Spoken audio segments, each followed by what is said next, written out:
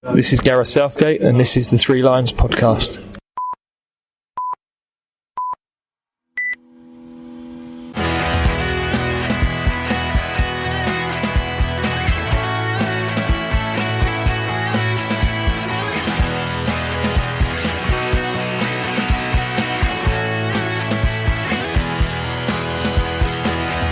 Hello and welcome to the Three Lions podcast. My name is Russell Osborne and this is an independent England football supporters podcast. I hope I find you well.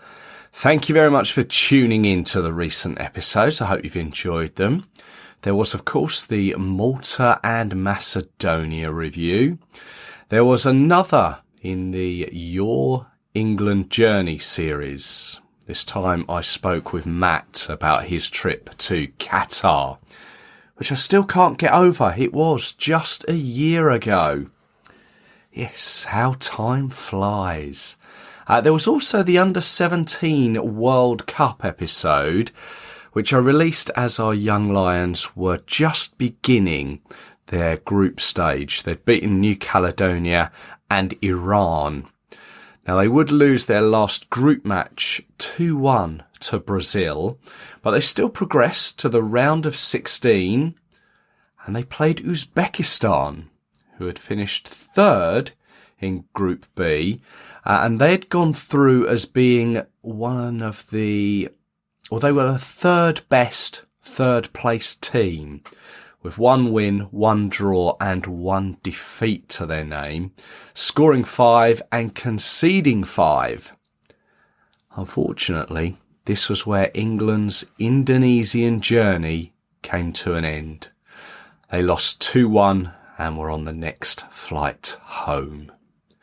Any level is a learning curve, so hopefully they can kick on from that both domestically and internationally, and we'll see some of them again in the very near future.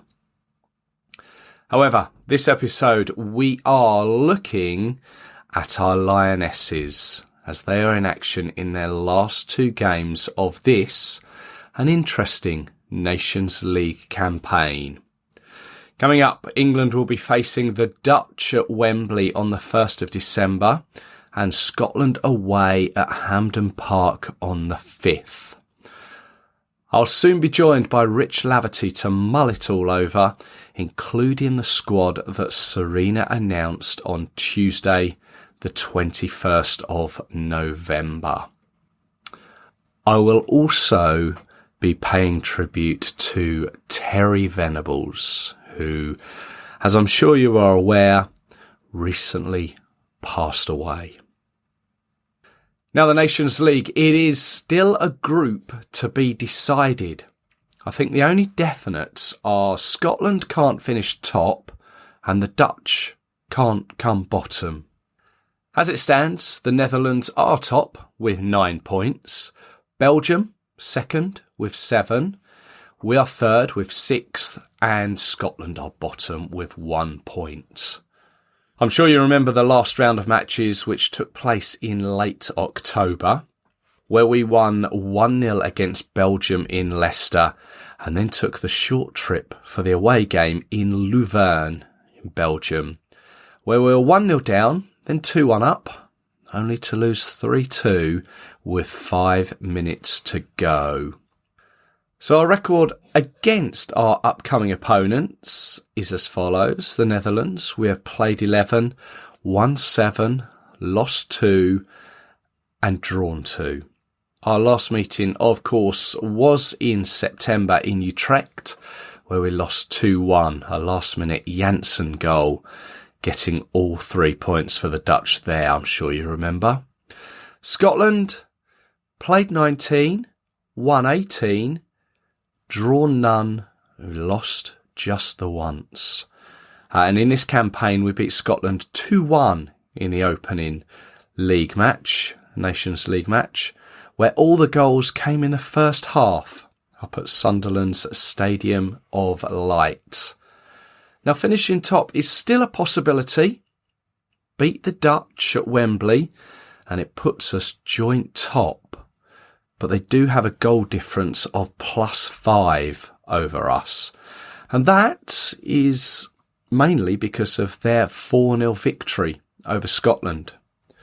And if we do beat them, we have to then beat Scotland and hope Belgium beat them away.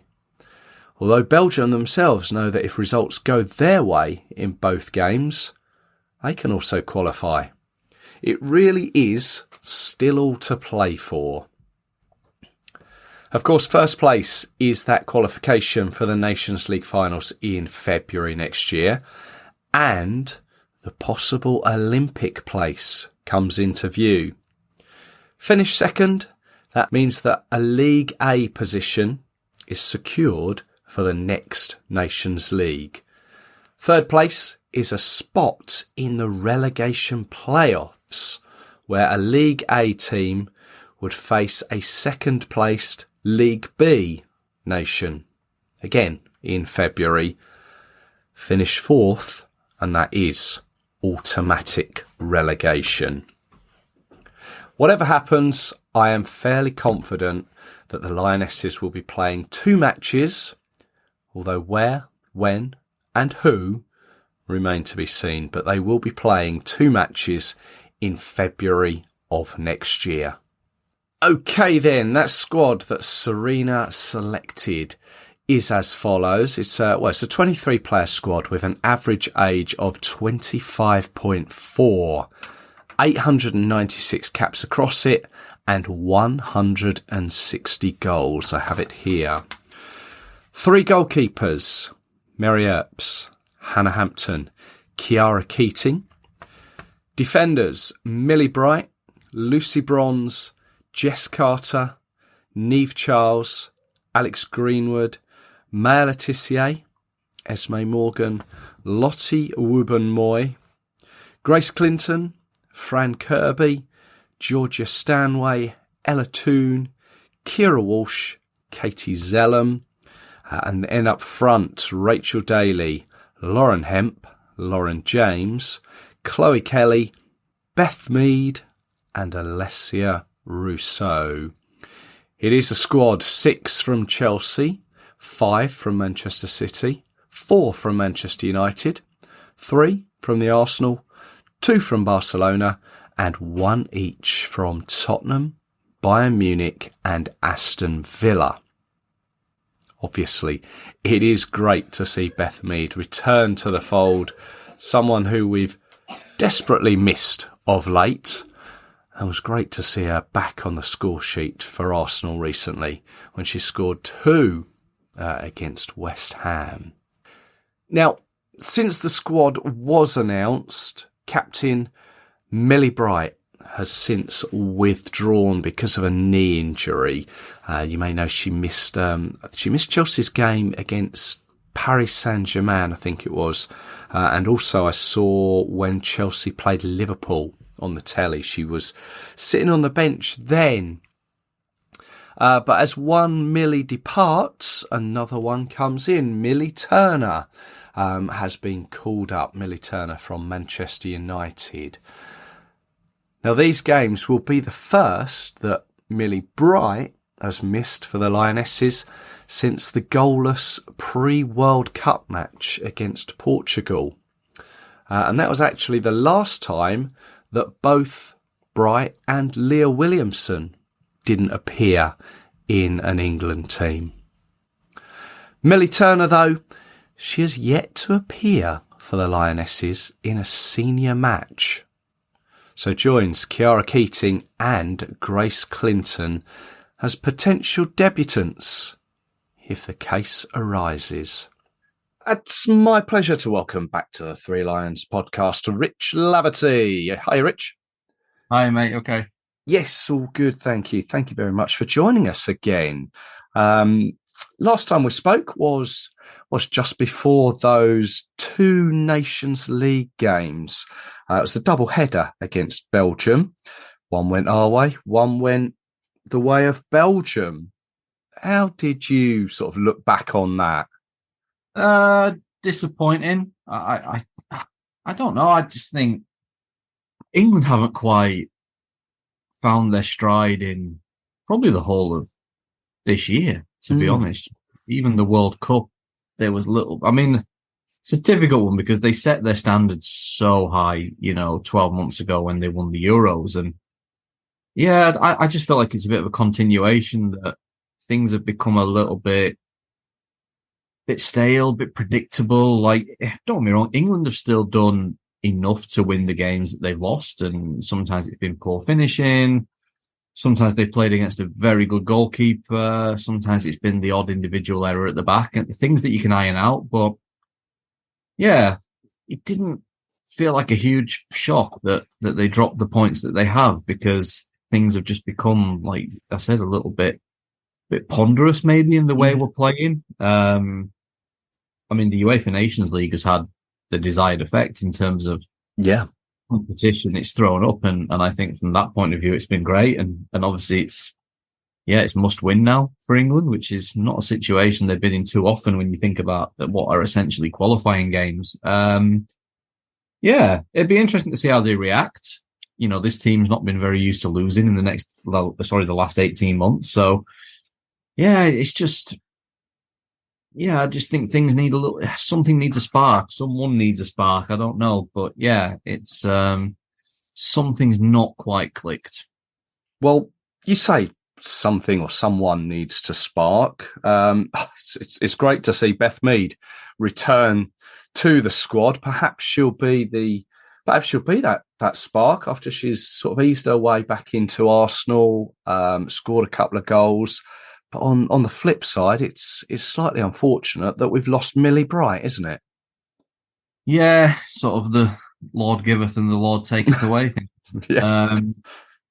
Yeah, I mean, it's a strange one. I mean, I said this during the World Cup. Like, don't get me wrong, like, you're going to miss your Golden Boot winner and also the player that got the most assists at the Euros. But, England have got a lot of attacking talent. You got Lauren Hemp, you got Chloe Kelly, you got Lauren James, you got Ella Toon, you've got Russo, you got Daly. Like, they shouldn't be missing Beth Mead. Like, I know that sounds crazy, but they shouldn't be. Like, no, okay. They should be able to win the games that they're not winning without her. It's a boost, of course, to have her back. I don't think we can put a humongous expectation on it. She's going to be in a very different place to where she was 12 months ago. And I think we need to ease her back in. But yeah, Millie's a loss because defensively, England have looked very shaky. They haven't looked like they've gelled. Millie is, one of those sort of consistent rocks at the back. So to not have her within that is not ideal for what are two tough games. It obviously always presents an opportunity for somebody, but yeah, it's a big blow. But it's football, isn't it? Players get injured. Absolutely. Yeah. Yeah. Look, England still have enough talent within their squad to get through these games and get the results that they need. But yeah, it's not ideal.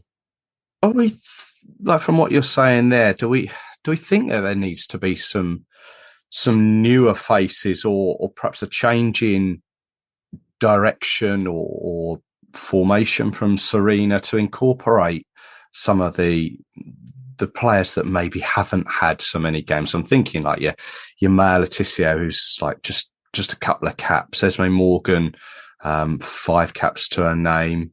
Grace Clinton obviously came into the squad last month. Didn't get a bit of match time, but is it time to start blooding some of these players, or are the 2 games coming up too big to blood them? It's a bit of a catch-22, isn't it? Yeah, that's exactly the term I was going to use, because in the past, look, we're still in this kind of condensed post-COVID schedule where we end up having the Euros, the World Cup, and the Olympics essentially all in back-to-back. Yeah. So that there's been no respite, where you just have that sort of qualification campaign where you're playing Luxembourg or Liechtenstein, and even that's a catch-22, because you can play your Maya Letizier's and your Grace Clintons and Tara Keatons in games like that, but you're not going to learn a massive amount about them. Whereas in these games you are, because look, when you get to a World Cup, when you get to European Championships, you're going to be playing teams like the Netherlands. But you're right in that it's a hard game, because every game now, those qualifiers are gone. You know, you're not going to be playing, you know, you're not going to be beating Latvia 20-0 again anymore. It's always going to be the Nations League. So you're right. You probably need some friendlies in there somewhere. And obviously if England don't make the Nations League finals, then maybe they can have that opportunity in February or obviously in April, whenever Arnold Clark and things like that end up, depending on Nations League schedules, to do that. But yeah, you're right.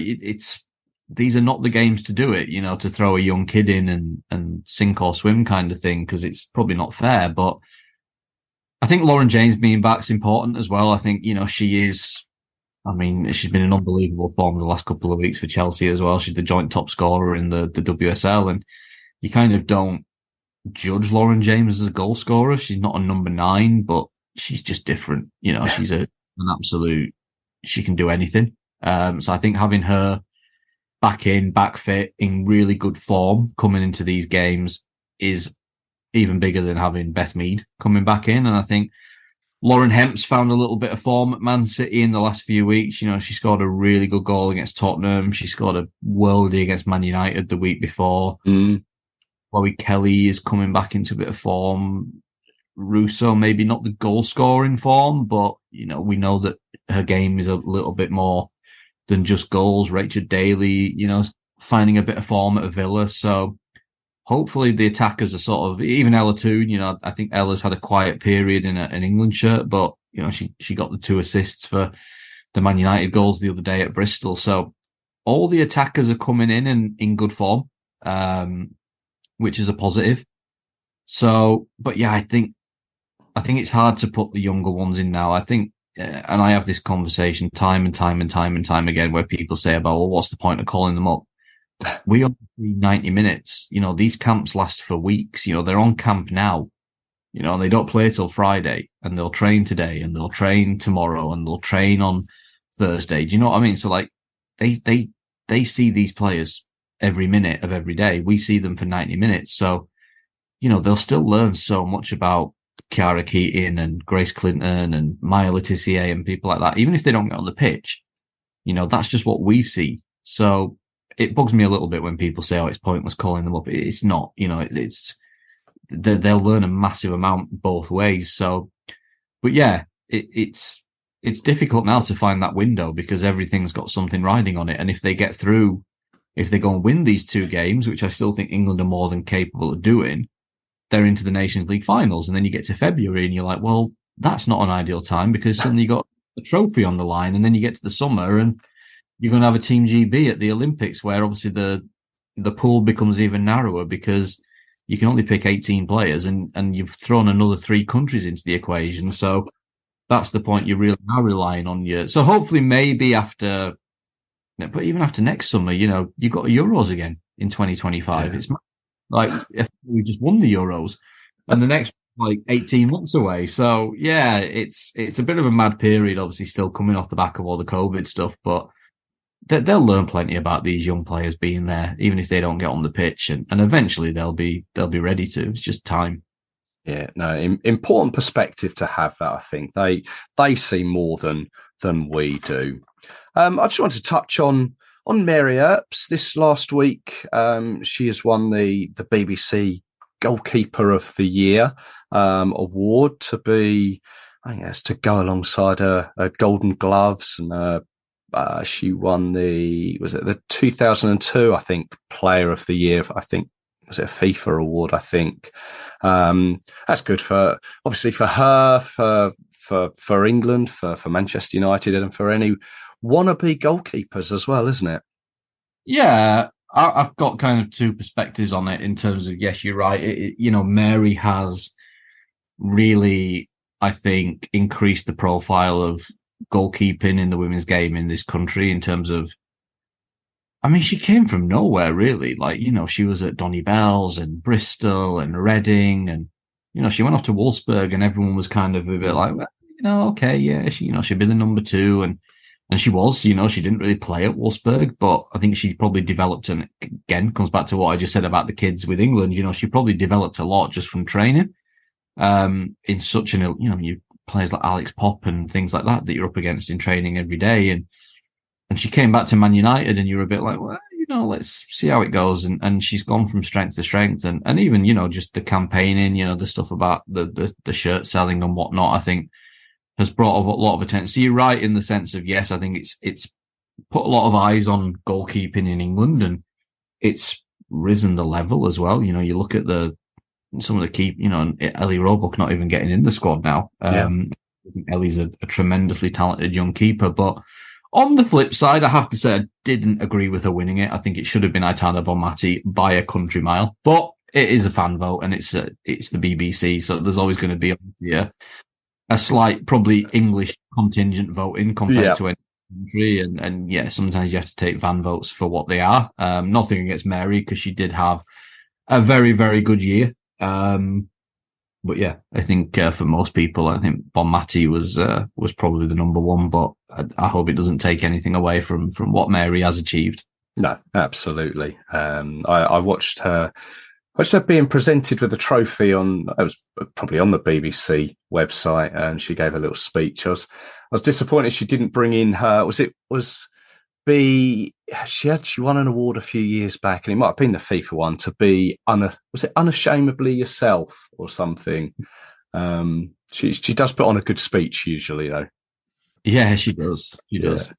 Well, let's just cast our mind back over the year. I mean, you mentioned at the beginning, the Arnold Clark Cup, there was the Finalissima that England won on penalties, albeit, and of course the journey to the World Cup final. It's been a year that's crammed quite a lot in for the Lionesses, hasn't it? Yeah, like I said, I mean, it's just been that crazy schedule where we came straight out of the Euros and all the euphoria and reaction to that, and then it was kind of like, wow, there's a World Cup in like 10 months. And yeah, the World Cup was strange, really, because I didn't feel performance-wise that England potentially deserved to get as far as they did. I think they rode their luck at times, but at the end of the day, they got to a final, and I don't think they would have done that a few years ago. I think they had that mentality of, we're not going to get beat, we're going to get through this, and I certainly don't think they had that until Serena came in. And that's, at the end of the day, it's not always about what you do on the pitch. And, football is sometimes just what's in your head. And they had that mental strength to get through. They fell behind against Colombia. They went to penalties and down to 10 players against Nigeria, and Australia equalised and, had the momentum, and they saw through all those tests. And that's not coincidence at the end of the day. So, but yeah, I think they didn't quite do enough against Spain. I think, Spain were the deserved winners. England didn't do enough in that final, and it was probably the right outcome. But yeah, I think if you reflect on a year where, like you say, you get to a World Cup final, you can't ever look at it negatively. But yeah, these next couple of games now are pretty important because it defines what the next sort of 6 to 8 months looks like, in terms of obviously whether you're in the Nations League finals in February, and obviously more so, will we have a Team GB at the Olympics or not? It'd be a shame if we didn't. From a welfare fitness point of view, it might not be the worst thing in the world, because I think a lot of players are probably running on a bit of empty at the minute. But look, I'm also absolutely sure if you asked all of them, do you want to be at the Olympics next summer? I'm sure they'd all say they would, because it's the Olympic Games. But we'll see. Yeah. And, obviously, I mean, if they stayed where they are, the groups are so close. If they stay in third, they're in a relegation playoff in February. So there's a lot at stake depending on where you finish in this group. And if you finish second, you can probably have a few weeks off or just play a few friendlies. That's pretty much how I saw it. Yeah. So it's the Netherlands at Wembley on the 1st of December, then Scotland away at Hampden on the 5th. Are they games that you're going to be attending? I'm not, just based on my schedule at the minute. I did actually want to try and get up to Scotland, but I've got an academy game at Chef that day. So I think there'll be good games. I really do. I think the Netherlands game away Netherlands are a good team. Of course they are.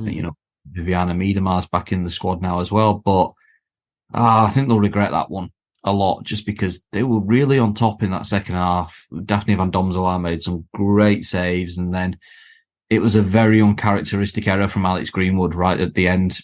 Greenwood's probably in the reckoning to be England's player of the year just based on how she played at the World Cup. I still think she was England's best player at the World Cup. And even if they got a point, without that error at the end, but, they probably should have got 3 for the chances they created. So, but it does give you that optimism if they play the same way that they will. And I think being at Wembley's big as well. Like England seem to have struck a real affinity with playing at Wembley. It doesn't seem to affect them. They beat the USA there. They won the finalissima there, obviously earlier in the year. And it seems to bring out the best of them playing at Wembley. And it's a big pitch. Obviously, it'd be a massive crowd, and the crowd will know what's at stake.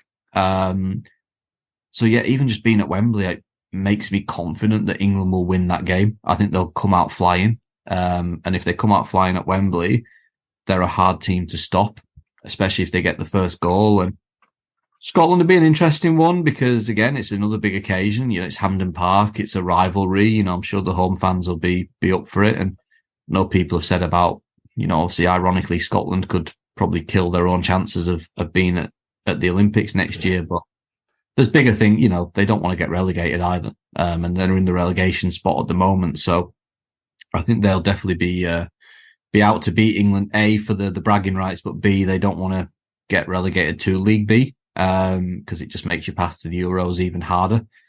They are obviously missing a few key players. Obviously, Kaz Weir, did her ACL, which was a massive shame. Like, Kaz Weir was probably one of the players of the year for me for what she was doing at Real Madrid.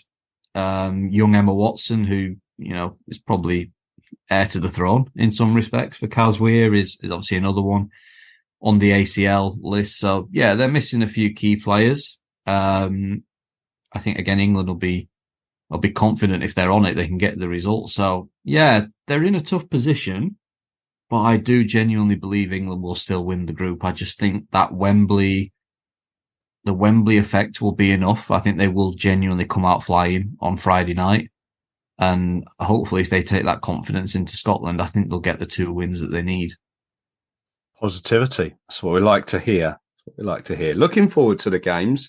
With yourself, though, obviously at Sheffield United as well, but I'm noticing as well that I know that there's the winter break coming up in the WSL. Does that give you a little bit of respite, personally? Not at Sheffield United right now. There's no respite. No, obviously we've got a lot going on. But it's the club's dealing with obviously what's going on with things that are obviously well publicised at the minute. So we've got a little bit of a break coming up now.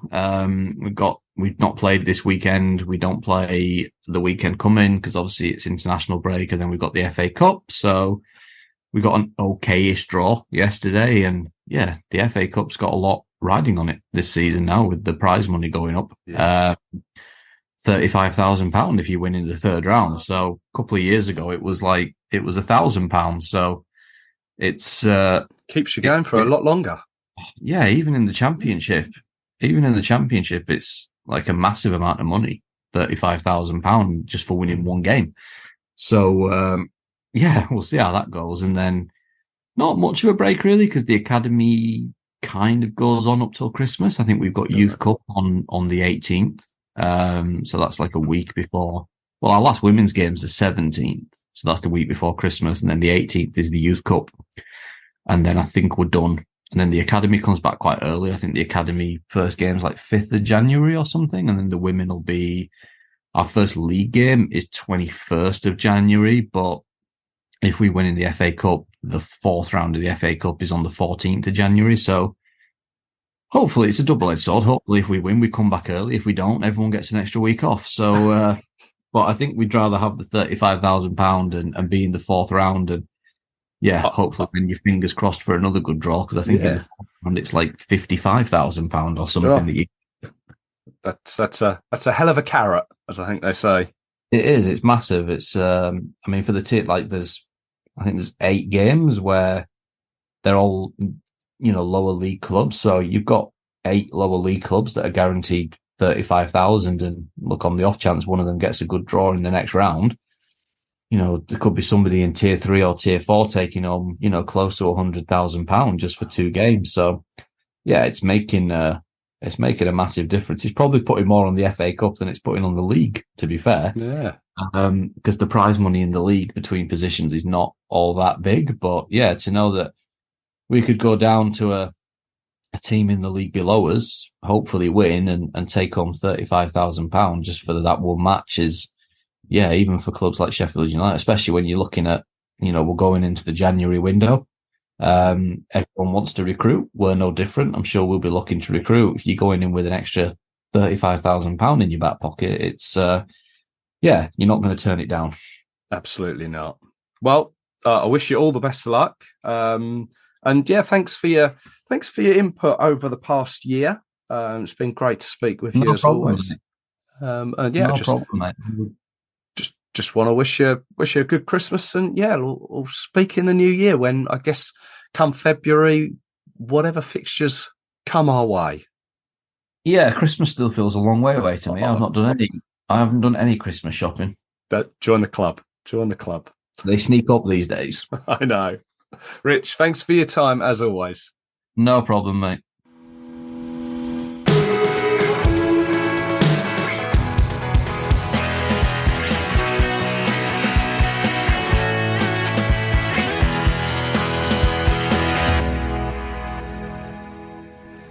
There was the sad news that on Saturday the 25th of November, former England player and manager Terry Venables passed away at the age of 80.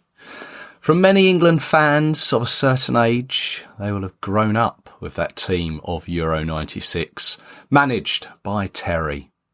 A team that had us purring, wins over Scotland and the Netherlands, and oh so nearly against the Germans. He was at the helm just at the right time, following a disastrous few years for the national team, not qualifying for the 94 World Cup. He instilled a new belief in the team, the players, the fans, and indeed the nation. As a player, he was very London-based, representing Chelsea, Tottenham, QPR and Crystal Palace. And he'd go on to manage 3 of them, except Chelsea. And his peaks in club management were certainly with Barcelona and Tottenham. But he also took QPR to the cup final in 1982. As England manager, he oversaw 24 matches, of which only 5 were competitive, which was basically Euro 96, as we didn't need to qualify for that. But prior to that tournament, he managed 19 friendlies, which did take into account the abandoned game against the Republic of Ireland. But in total, his record was good, winning 11, drawing 12, and only losing once to Brazil in the 1995 Umbro Cup. Back in May of this year, I released an episode in the occasional series on England managers. I'd done it along with Glenn Isherwood from England Football Online. We spoke about Terry's career and all the things that came with it. It can be found at threelionspodcast.com or your podcast provider of choice. It's episode 260. It's a good listen, even if I do say so myself. He was a man with many strings to his bow, Terry Venables, a writer, a singer, a businessman too. If you get the opportunity to read his autobiography, then I'd highly recommend it. It's really interesting, gives a real insight into what his life was like. I know at the Wembley game, the Lionesses against the Dutch, there is to be a period of remembrance for Terry Venables. I'd like to express my condolences to both his family and friends. That's it for this episode. Thank you very much for tuning in. Thank you also to Rich Laverty for joining us. I'll be back with you very soon with an episode about a player whose story needs to be told and listened to be believed. And I'll also be with you looking back on these 2 games for the Lionesses. Can they progress to the Nations League finals? We will have to wait and see. If you're going to either of the games, be it the Dutch at Wembley or Scotland at Hampden, enjoy it. Safe journey to you, and I'll be back with you very soon. Until then, take care of yourselves. Cheers.